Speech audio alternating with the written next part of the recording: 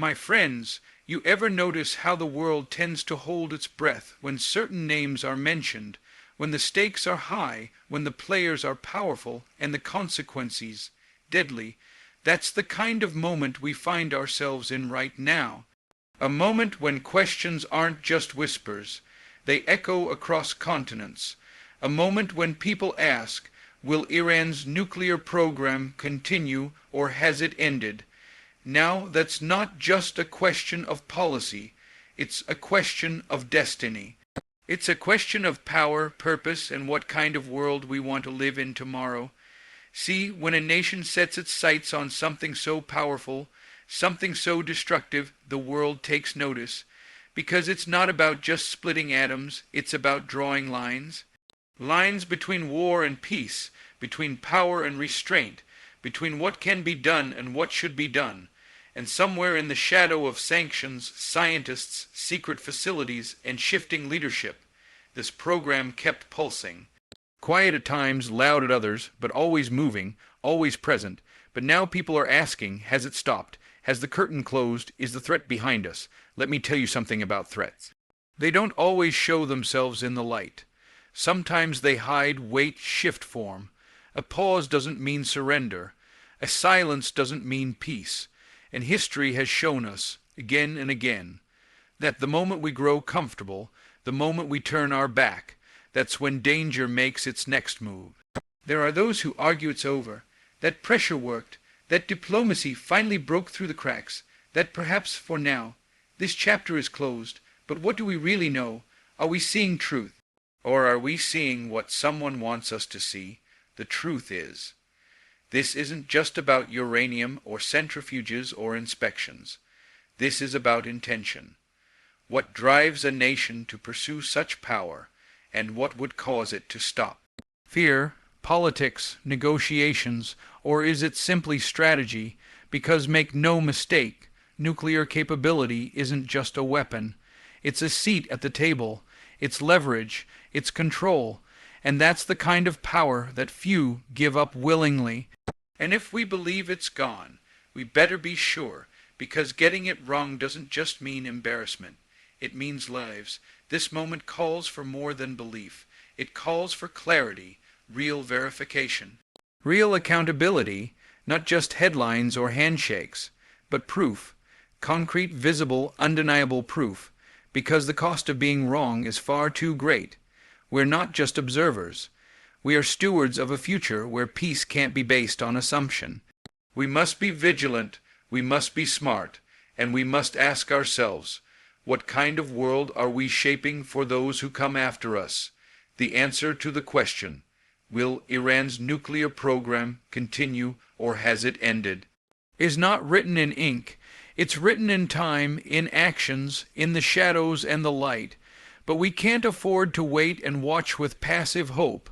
We must lean in, eyes open, voices strong, and never forget. Peace is not simply the absence of conflict. It's the presence of truth, the courage to seek it, and the will to defend it. Global attention intensifies when nuclear ambitions enter the conversation. It's not just the experts or politicians who lean in. It's everyone. The moment the word nuclear is spoken, the tone of every discussion shifts.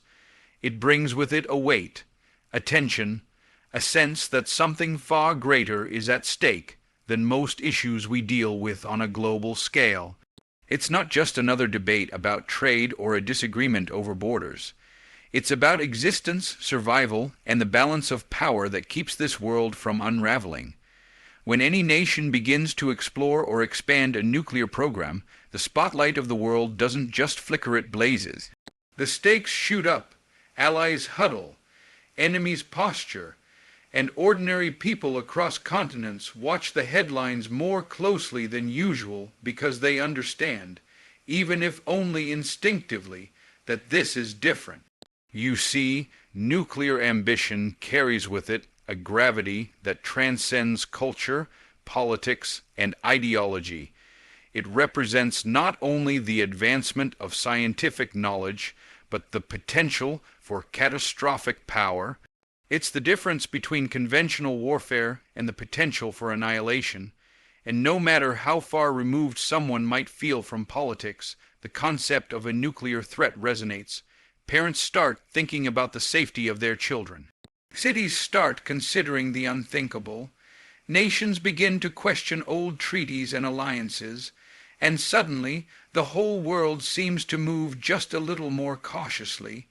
Iran's nuclear program is a perfect example of this phenomenon.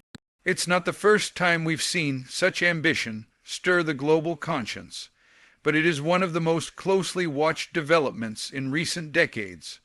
Why? Because Iran is not isolated. Its decisions ripple through the Middle East and beyond. Its words are echoed in the halls of the United Nations, in the backrooms of intelligence agencies, in the war rooms of military strategists, and on the lips of citizens who might never have heard of a centrifuge but know danger when they sense it. And in the age of instant information, a single development, a statement from a leader, an announcement of uranium enrichment, a satellite image of a secret facility, can circle the globe in seconds. Reactions come quickly. Markets tremble, leaders speak out, and people begin to wonder what the next day will hold. This kind of attention doesn't happen with just any policy shift. The world doesn't watch a housing bill or a tax reform debate in the same way. But nuclear power, with all its potential for good and evil, sits on a different shelf entirely. It's the kind of power that defines eras, that ends wars or starts them, that holds countries in a balance too delicate to fully grasp. And when it appears in the hands of a nation that has been both criticized and confronted on the international stage, the volume of global concern rises to a new level. Leaders begin to call emergency meetings. Diplomats are sent to negotiate with urgency. Intelligence agencies increase surveillance. News outlets ramp up coverage, bringing in experts to explain what enrichment levels mean, how close a country is to developing a weapon, and what might happen if deterrents fail. The conversation widens, drawing in military analysts, historians, scientists, theologians, and journalists. The fear is not always spoken outright, but it sits there beneath the surface of every word. What if it doesn't stop? What if diplomacy fails? What if tomorrow's headlines are worse than today's? And yet, that attention, intense as it is, also reflects something deeper. It shows how connected we've all become. The boundaries between countries are no longer as rigid as they once were. One decision in one corner of the world can shift the security calculations of dozens of others. The globe functions like a living organism now. When one part is wounded or endangered, the whole feels it. Nuclear ambition triggers that collective response more than almost anything else. It makes rivals reconsider their postures. It makes allies reevaluate their promises. It makes the average person pause in the middle of their day and wonder whether what's happening thousands of miles away could somehow find its way to their doorstep. The truth is, nuclear ambition is never just a local issue. It is by nature a global event. And once that ambition becomes known, no matter how quietly it begins, it grows into something the entire world cannot ignore. The conversations around it deepen, the concerns widen, and suddenly the question isn't just about whether one nation will build a bomb, but what kind of future the world is preparing for. Because with every step toward nuclear capability, the temperature of global security rises. The pressure increases, the timeline accelerates, and the room for error grows thinner and thinner. A pause in activity doesn't confirm the end of intention. Just because the noise stops doesn't mean the engine isn't still running. In the world of international politics and nuclear development, silence can be misleading. It can feel like peace, look like de-escalation, and sound like diplomacy. But in truth, it might be a strategic lull, a calculated moment to regroup, recalibrate, and reposition. A program as complex, resource, heavy, and heiss, stakes as a nuclear one doesn't vanish overnight. It doesn't end simply because the headlines fade or because inspections appear to halt progress. The real question isn't whether activity has slowed, it's whether the will behind it has disappeared when a nation has poured years of research, investment, and ambition into nuclear capability. The sudden cessation of public activity is rarely the end of the story. There are layers beneath every official announcement, shadows behind every paused construction site, motives hidden behind every diplomatic move. Some of the most significant shifts in global power have happened not in full view of the world, but in the quiet, methodical patience of strategy. And the absence of movement can be a powerful move in itself. It can lull adversaries into false security, create space for miscalculation, or provide the breathing room necessary to make the next advancement without immediate detection. The world is often eager to declare victory when the threat appears to subside. Agreements are signed, promises are made, and the international community relaxes for a moment, desperate for the reassurance that things are finally under control. But history has shown time and again that appearances can be deceiving. Nations have mastered the art of projecting compliance while pursuing quiet continuity. Facilities can be buried deeper, operations moved farther underground, partnerships and procurement routed through more complex networks designed to evade oversight. A pause isn't always a pause. Sometimes it's just a redirection, and that's where the real challenge lies, in discerning between genuine cessation and temporary suspension, between a shift in principle and a shift in tactic, between true transformation and strategic deception. When a nuclear program is paused, it doesn't mean the goal has changed. It might simply mean the path has been adjusted. The motivations that drove the original pursuit, whether for deterrence, power, regional dominance, or bargaining leverage, don't vanish easily. They linger, they evolve. And unless those core drivers are addressed and resolved, the potential for resurgence remains dangerously high. Monitoring these pauses demands more than satellite images and site inspections. It requires reading between the lines of political rhetoric, understanding the internal pressures of leadership, evaluating the economic and regional dynamics that may incentivize continued pursuit. It requires a deep, unrelenting skepticism, not born out of cynicism, but out of the hard-earned lessons of history, because time and again, programs have gone quiet only to resurface stronger, more advanced, and more dangerous than before. Even public compliance with treaties or restrictions doesn't always reflect the full picture. Sometimes it's done for survival, to ease sanctions, to buy time. Sometimes the international stage demands a performance that hides the real act taking place behind the curtain. And in a world where technology moves faster than diplomacy, where networks of knowledge and materials span continents, the tools needed to quietly sustain or restart a program are never too far away.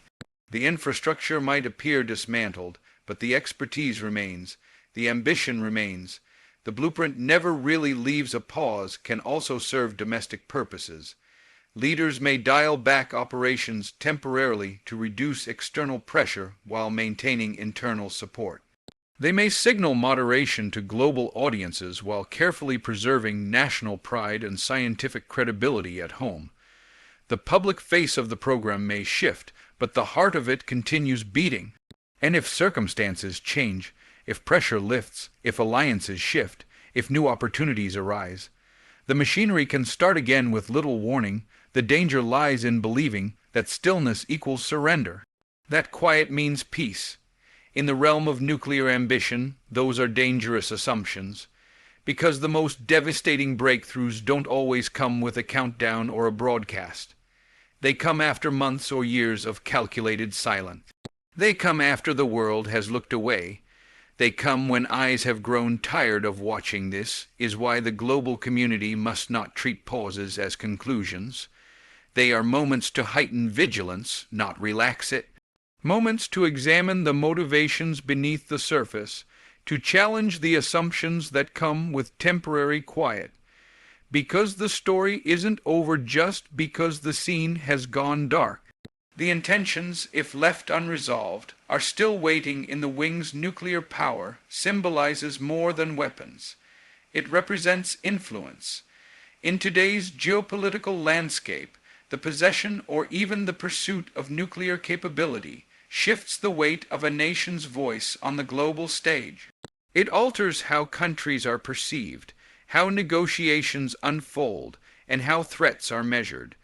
A nuclear program is not simply about energy or defense. It's about positioning. It's about demanding a seat at the table that smaller or less equipped nations often struggle to secure. The world listens differently when a country possesses nuclear power or is suspected of nearing it. The dynamic changes, the dialogue shifts, and the consequences become heavier with every decision for many nations, especially those in volatile regions or under constant scrutiny. Nuclear capability is not just a matter of pride, it's a matter of survival. It serves as a strategic shield, a way to deter aggression and dictate the terms of engagement. The logic is straightforward but powerful. When a country has the ability to strike back with devastating force, even its adversaries must tread carefully. That deterrence factor, even when theoretical, can buy a kind of sovereignty that few other tools can provide. It can force rival nations to reconsider military options, recalibrate diplomatic approaches, and hesitate before imposing pressure. This is where the concept of influence becomes inseparable from capability. It's not about using the weapon, it's about having it, or more importantly, about making others believe that you could have it soon. That belief alone can become a diplomatic asset, a bargaining chip in international negotiations, a lever that shifts the balance of power. It grants a country a type of leverage that cannot be easily replaced or matched by conventional means. Sanctions, trade deals, humanitarian aid, all of it pales in comparison to the kind of weight a nuclear program can throw behind a government's decisions. Even the suspicion of nuclear ambition can elevate a country's geopolitical relevance. Meetings are called, alliances are tested, global media begins to watch more closely. Leaders respond not because they always fear immediate attack, but because they know the long-term game has changed. The rules become different for those who stand on the threshold of nuclear power. The consequences of confrontation grow more complex. And for nations seeking to break out of isolation or raise their global status, this symbolism can be just as valuable as the capability itself. Symbolism also plays heavily into internal politics. The pursuit of nuclear power can serve as a unifying force, a tool for national pride, and a demonstration of technological prowess. Leaders may use it to rally support, distract from domestic issues, or consolidate authority. It can become a symbol of resistance, a way to challenge foreign dominance, and a narrative of strength in the face of global pressure. And once that symbolism takes root, it becomes very difficult to uproot. Abandoning a nuclear program doesn't just mean halting a scientific project. It means walking away from a vision of power that has been carefully crafted and sold to the population. The psychology of influence cannot be overstated. A nuclear program affects how allies interact and how enemies respond. It changes how deals are structured, how aid is distributed, and how threats are issued. In many cases, the mere existence of nuclear infrastructure can be enough to deter action, to delay enforcement, to shift policy outcomes in ways that would not be possible without that element of fear and uncertainty. This is the subtle but immense power of influence, a power that radiates beyond the blast radius of any missile. There's also the long view to consider. Influence through nuclear power is not just about the current generation of leaders. It's about legacy. It's about establishing a precedent that future administrations can build upon. It's about signaling to the world that a nation is no longer content to be a spectator, but is stepping into the role of a contender. That message doesn't fade quickly. It stays in the minds of foreign diplomats, military planners, and financial markets. It embeds itself in how countries form strategies, create alliances, and assess risks. This kind of influence, though non-lethal in its immediate form, carries consequences that can span decades. It influences regional arms races. It drives military budgets in neighboring states. It prompts defensive agreements, early warning systems, and constant surveillance. And whether or not a weapon is ever produced or launched, the political, economic, and security landscapes begin to bend under the pressure of its possibility, ultimately nuclear capability. And even its pursuit is a language of power. It speaks loudly in negotiations, whispers in closed-door summits, and lingers in every policy crafted in response. It isn't always about destruction. More often, it's about domination of narrative, direction of diplomacy, and the redefinition of status on the global chessboard. True peace demands verification, not assumption. In the realm of nuclear diplomacy, hope without evidence is not strategy, it's risk. Agreements, statements, and handshakes may calm the surface of international relations, but beneath that calm lies a complex reality that cannot be measured by words alone. Trust in global affairs is not given. It is built over time, tested by transparency, and maintained through accountability. When the stakes involve weapons capable of massive destruction, assumption becomes a dangerous substitute for vigilance. Believing that a nuclear program has ended because it appears quiet is not enough. Peace that is not verified is peace that is vulnerable throughout history. Many conflicts have arisen from a failure to fully understand what an adversary was doing, thinking, or preparing. Miscalculations happen not because nations are reckless, but because they often rely on appearances instead of hard facts. In nuclear negotiations, there is a strong desire to believe the best, to trust that promises will be kept, that deals will hold, and that intentions have truly changed. But intentions, especially when left unchecked, can shift without notice. Political pressures, regime changes, or regional instability can turn today's agreement into tomorrow's threat. Verification is not a sign of distrust. It is a requirement of responsibility.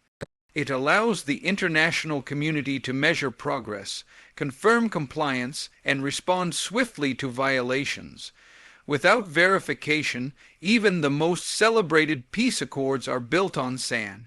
Words can be powerful, but without the infrastructure to back them up, without inspectors, data, and access, they are hollow.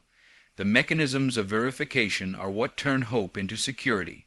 They are what make the difference between peace that lasts and peace that merely delays. Conflict inspections are more than symbolic gestures.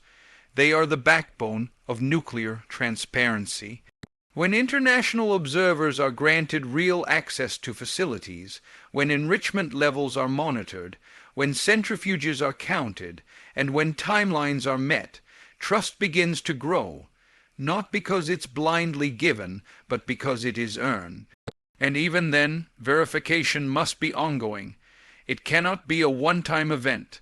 It must be repeated, reinforced, and reviewed, because the absence of weapons today does not mean the absence of ambition tomorrow. The world has seen how quickly a program can be revived once the spotlight dims. The infrastructure, the expertise, the motivation, they often remain intact long after operations have been paused. Facilities can be mothballed instead of dismantled. Scientists can be reassigned instead of retired. And political will can be reawakened with a single shift in power. That is why continuous, intrusive verification is necessary. It's not about humiliating a nation or casting doubt on its word. It's about recognizing the high stakes and acting accordingly. Peace is not the absence of conflict. It is the presence of mechanisms that prevent conflict from arising. It is the creation of systems that make deception more difficult and violations more costly. It is the establishment of trust based not on appearances but on proof, and that kind of peace does not come easily. It requires cooperation, transparency, and often pressure. It requires that the global community stay engaged long after the headlines fade. Because the moment we stop looking is the moment risk begins to grow again. Diplomacy without verification is like a contract with no enforcement. It might feel good to sign it, but without the means to ensure follow-through, its value is limited. Verification brings credibility to diplomacy. It gives weight to promises and substance to peace. It shows both sides and the world that this is not just theater, but a commitment with measurable benchmarks. It allows nations to move forward with confidence, knowing that they are not operating in the dark. Some argue that constant monitoring is invasive or offensive, but in the nuclear realm it is essential. It's the cost of being taken seriously on the world stage. It's a mark of accountability, and for nations that truly seek peace, verification should not be seen as a burden, but as an opportunity to prove sincerity, to build trust, and to stand as a responsible actor in the international community. The global community has both the tools and the experience to carry out effective verification. The challenge is not capability, it's will. It's the willingness to insist on accountability even when it's inconvenient. It's the courage to question appearances and demand clarity. And it's the discipline to follow up, to stay engaged, and to treat peace as something that must be protected through effort, not assumed by default. Thank you.